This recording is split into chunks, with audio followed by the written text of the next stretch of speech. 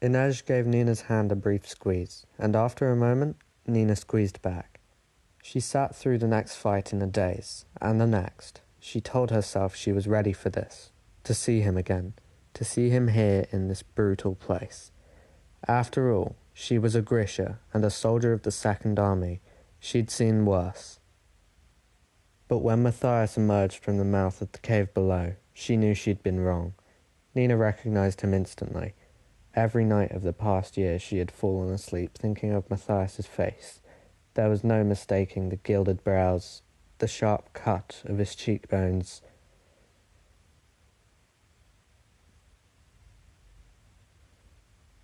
But Kaz hadn't lied. Matthias was much changed. The boy who looked back at the crowd with fury in his eyes was a stranger. Right? That was a bit of a shit show, but... Nina remembered the first time she'd seen Matthias in a moonlit... Oh, how am I supposed to pronounce that? Kalish. I'm going to go with Kalish. Nina remembered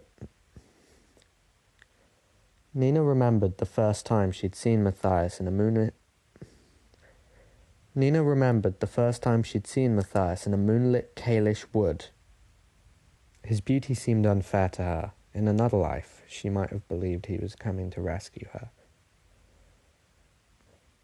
A shining savior with golden hair and eyes the pale blue of northern glaciers.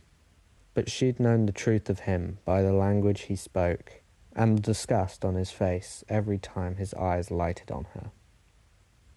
Matthias Halvar was a Driscoll, one of the Fjordan witch hunters tasked with hunting down Grisha to face trial and execution. Though to her he'd always resembled a warrior saint illuminated in gold. Now he looked like what he truly was, a killer. His bare torso seemed hewn from steel. And though she knew his body hadn't changed, his skin had been gilded honey. Now it was fish belly white beneath the grime, and his hair. He'd had such beautiful hair, thick and golden, worn long in the way of Fjordan soldiers. Now, like the other prisoners, his head had been shaved, probably to prevent lice. Whichever guard had done it had made a mess of the job.